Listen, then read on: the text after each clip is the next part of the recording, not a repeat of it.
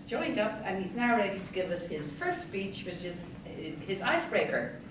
The objectives of the icebreaker are to begin speaking in front of an audience and to discover speaking skills you already have and skills which could do with some attention. So with a speech entitled Public Speaking and Me, would you please give a very warm welcome to Michael Walsh.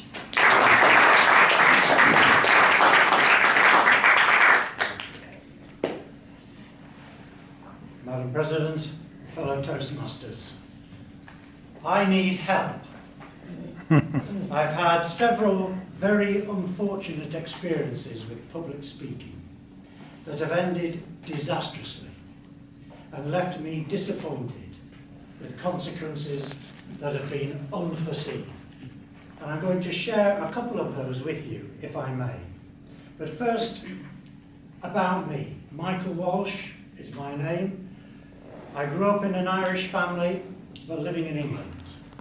And we went to the local school, which was run by the Irish Christian Brothers. And 40% of the class were Irish, and 40% were Polish, and the rest were English and Sri Lankans. And this was in a town called Blackpool, which is a big holiday resort in the north of England. And my first experience was because the school had a compulsory debating society. And when I got into the sixth form, you had to give a speech. And I was quite worried about this. Never done anything like it. Sure enough, my name came up. And it was run like a parliamentary debate. This house opposes India's invasion of Goa. And I thought, what? And because of my Sri Lankan friends, I knew where India was. Goa? Never heard of it. I had to look at a map and discovered it eventually.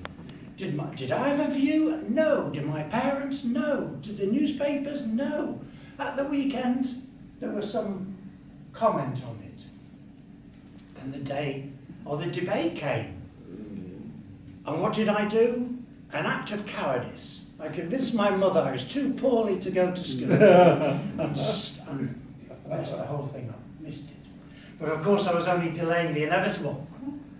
A few weeks later, another debate, my name's down for it.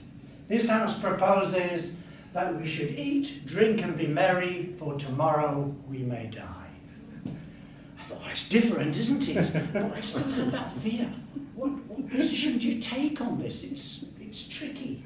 I can't avoid it this time. I've got to go for it. I thought the thing to do is to get some kind of props and just go with a bang and see what happens. The debate started. My little speech was about life is finite, life is unpredictable, so why not have a good time while you're here and able? And just to add a bit of atmosphere to it, I reached into my blazer pocket and pulled out a chicken leg, and I started to eat it. Well, the reaction was amazing. People started clapping and applauding. Look at this daring boy bringing food out into the debating chamber. Then I thought, my pièce de résistance.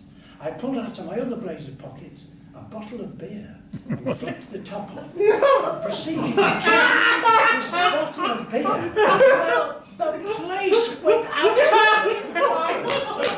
People were stamping, clapping, banging desks. And look, a 16-year-old, he's drinking beer at 2 o'clock on a Wednesday afternoon at school. Oh, in front of half the school and half the staff. What's going on?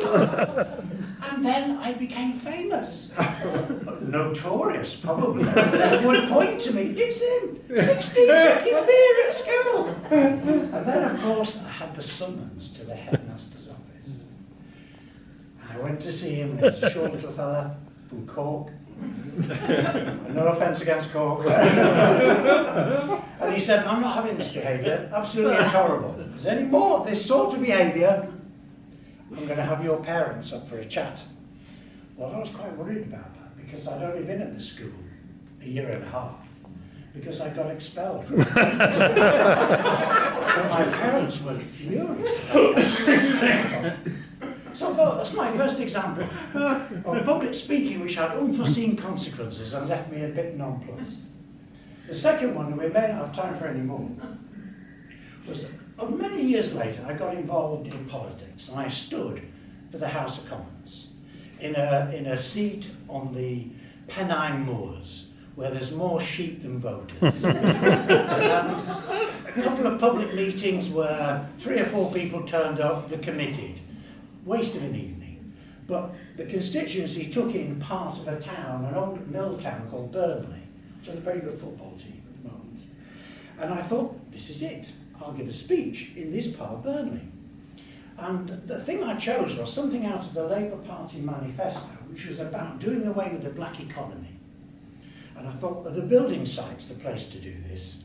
And so I developed this speech outside the building site about how Labour government was going to get rid of the black economy, make sure people paid their own proper dues and taxes, etc.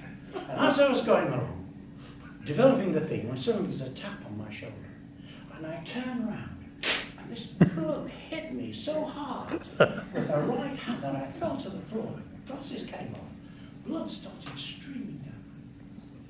And I thought, public speaking, what is it? It's public speaking. There's something wrong. So I'm asking for help. We haven't got time, I don't think, for the first story. Or even the fourth story, but they're very similar. So really, what I'm saying to you is this. I need help. And I feel that in a friendly crowd like this, you might be able to give it to me. You're not going to spit at me. That's one of my stories. You're not going to beat me up, and you're not going to regard me as being notorious. Hopefully, you can help me. Thank you for listening.